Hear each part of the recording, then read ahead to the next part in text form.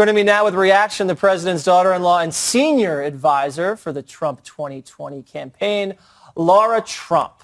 I thought you were giggling a little bit when we played the soundbite of the Democrats saying we can't beat him, we got to impeach him. It's like a gift. They just keep giving us gifts, whether it's the Green New Deal.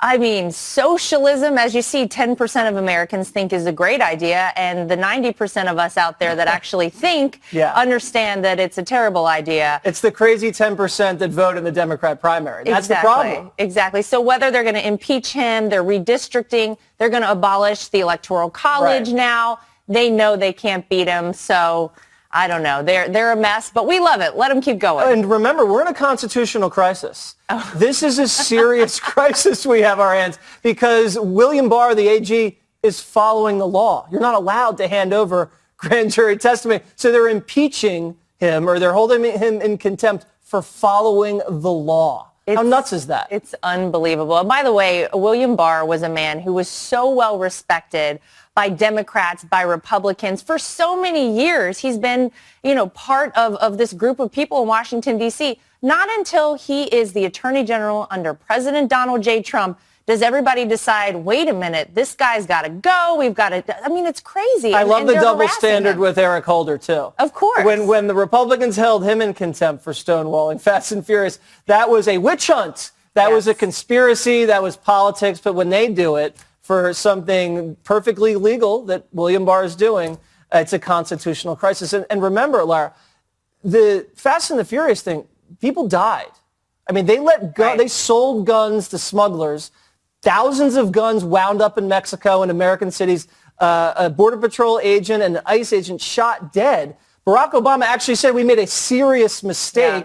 Yeah. Eric Holder gets up there, won't turn things over, lies about what he knew, and it says he'll never do it again. That was a real scandal. It's so sad. And, no matter what they do, whether they're harassing our attorney general, they're harassing my brother-in-law, the president, it's not going to change the outcome of the Mueller report. We still didn't collude with Russia. The president still didn't collude with Russia. I don't know what the goal is here. They can't accept the Mueller report just like they can't accept the 2016 election. All right, speaking of elections, big one coming up in 2020. I know you're in charge of the whole thing, so no pressure. Big deal. The president was at a rally down in the Panhandle the other night and had some fun making fun of some of the candidates. Listen.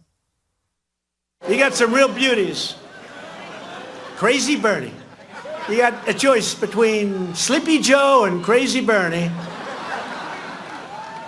And I'll take any of them. Let's just pick somebody, please, and let's start this thing. Let's start it. Pick somebody. We have a young man, Boot Edge. Boot Edge.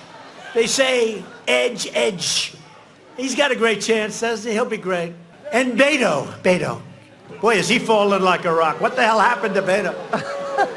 I like when he says Boot Edge. Well, you have to pronounce it correctly, Jesse. No one knows how to. It's a unique name. I do have a unique maiden name, so I'll give him that. What is your unique maiden name? Unaska. Unaska. Yes. Okay, well, I think Boot Edge is a little more unique than that.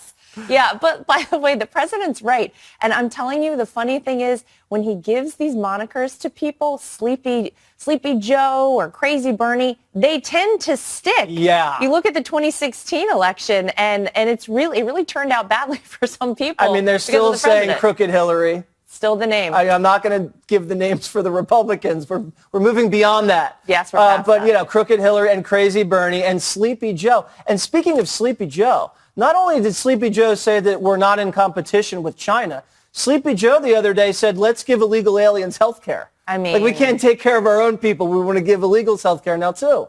But the problem is that's why people are going to vote for Donald Trump again. Because the American people don't think that's a good idea. I can guarantee you that. And they want somebody that has the guts to, on TV, on the record, say, wait a minute, terrible idea. Why are we going to do that when we can barely take care of our own? We've got to take care of our people first and then figure out how we're going to deal with the rest of these people. But, again. Yeah, Joe Biden's running on America second. Not America Whoever first. gave the Democrats the shovel and said, start digging, let them keep going. That's right. We'll sit back and watch the primaries. It should be great. All right. So you don't have a hard time coming on Fox News, do you? It's very, especially this show. This show, I know. It's very like, tough. It's like a dungeon in here. We now have people that have gone to Capitol Hill and that are doing training sessions for Democrats so they can appear on Fox News. They are giving them advice on how to handle themselves on Fox News interviews. And I'm thinking to myself, how much of a bubble are Democrats living in when they're not even used to having someone challenge their policies, that they need training in order to defend their positions? Yeah, well, and also, guess how much media training anyone in our family got?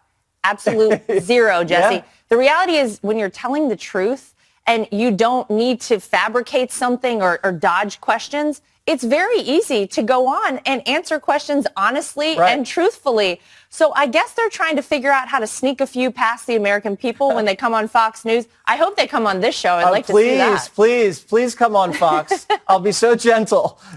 And the thing is, Lara, if you don't have a position that you've thought about, that you've actually, read up on, it's very difficult to defend yourself. Yeah. That's why everything is based on rage with them. It's not based on logic because most of their policies don't work or cost too much money. Yes. But listen, train up and we'll always welcome you on Water's World. Here's what not to do as a Democrat when you come on Fox. Watch this.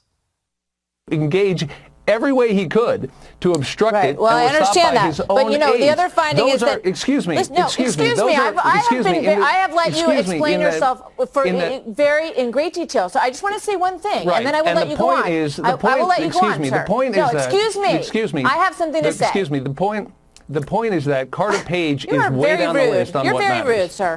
That was Sean Maloney, New York. Don't be rude when you come on, especially with Martha. Yeah. Wow. She's the nicest woman in the building. She's the best. I know. Absolutely.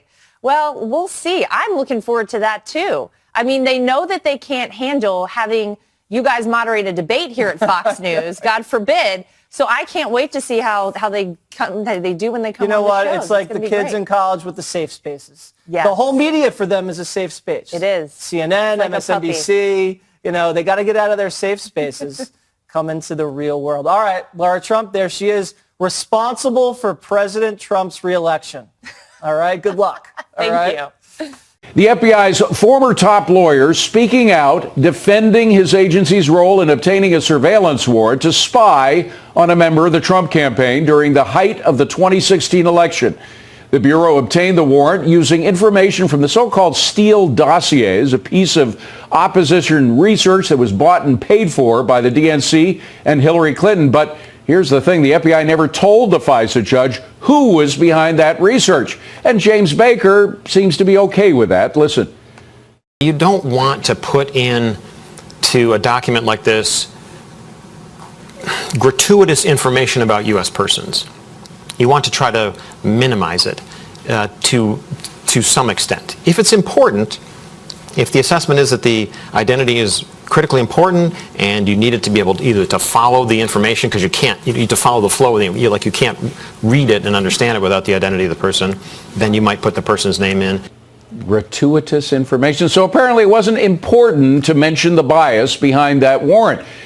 And we're now learning top Republican lawmakers are demanding answers about whether the FBI was warned about Christopher Steele's political bias and outright lies before they swore to his credibility before a FISA court. Joining me now is a member of the House Oversight Committee, South Carolina Congressman Ralph Norman. Congressman, great to see you. So this week, these last 2 days, we've had these extraordinary articles in The Hill about a game-changing memo that a State Department official, very high-up State Department official, made on October 11, 2016, where she, Kathleen Kavlak, said that Christopher Steele, after interviewing him, was a liar. He came out with bad information, and apparently she sent a memo about this to the FBI, which 10 days later went before a FISA court and said that Christopher Steele was credible, and they swore to that. How do you deal with this?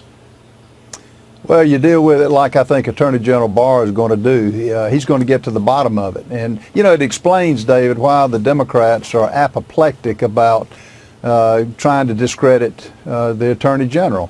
They're trying to erase their tracks on the history of this, the dossier, The memo that you're talking about, the State Department officials had, where they met 10 days before the FISA warrant was applied for, and then it wasn't a month before the election of Donald Trump.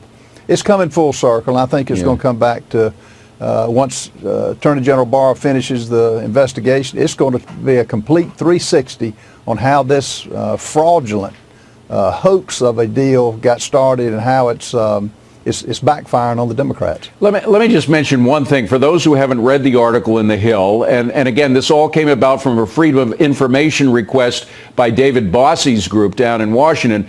But just one example, Christopher Steele told this woman, who was a very high State Department official, that in fact there was a cabal of spies, Russian spies, working out of the mission in Miami, Florida, trying to pay out Trump officials with information. Well, it turns out there is no office of the Moscow embassy or any kind of diplomatic unit at all from Russia in Miami. So just that fact alone alerted this woman that there were problems with Christopher Steele. She then talked to him more often about different things that turned out to be not true. She passed on this message to the FBI. Should we at least be talking to this woman and find out more details about the information she had and how sincerely she tried to get the FBI interested in it?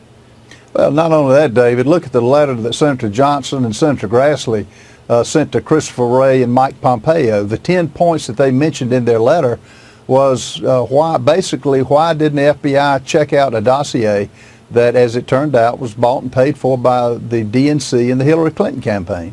And so it's hypocrisy at its highest.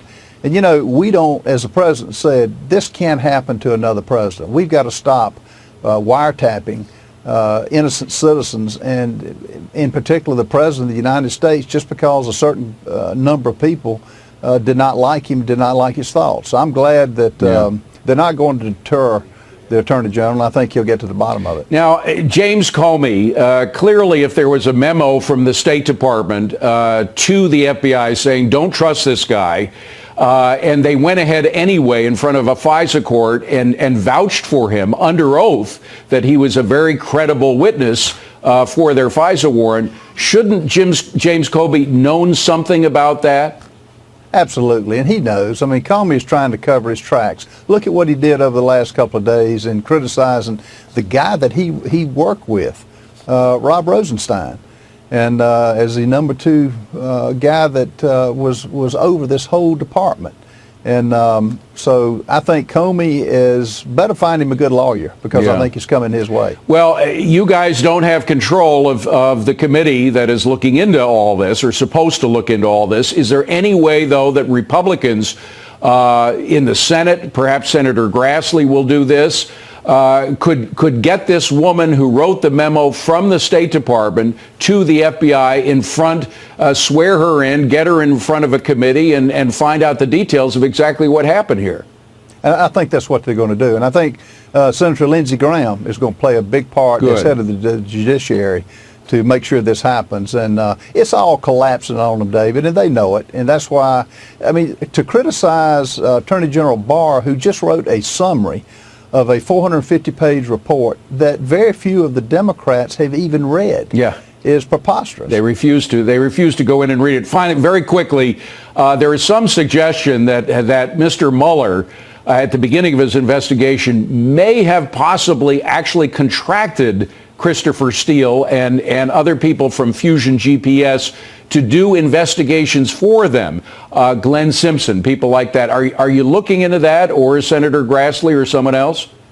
Well, as you mentioned, I think the Senate will. The House under Jerry Nadler is just not going to do it. There's no inclination. All they want to do is try to defer and deflect on the Attorney General. But I think with the Senate, that's our hope to get to the bottom of it. And I know Lindsey Graham, Senator Johnson, Grassley, with what they've done already, they're well on the way to finding out. And they're not going to stop, because it's not fair. And for this crime to happen, should not happen to anyone else. Yeah. Congressman Norman, great to see you, Congressman. Thank you very much. Have a great weekend.